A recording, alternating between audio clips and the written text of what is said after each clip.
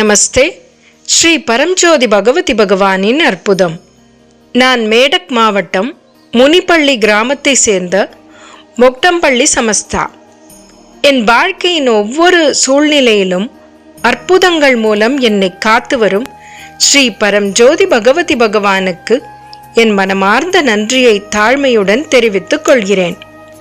எங்கள் நிலக்கடலை பயிரை காட்டுப்பன்றிகள் மீண்டும் மீண்டும் தாக்கி விளைச்சலை அழித்து எங்களை முற்றிலும் உதவியற்ற நிலையில் ஆழ்த்தின.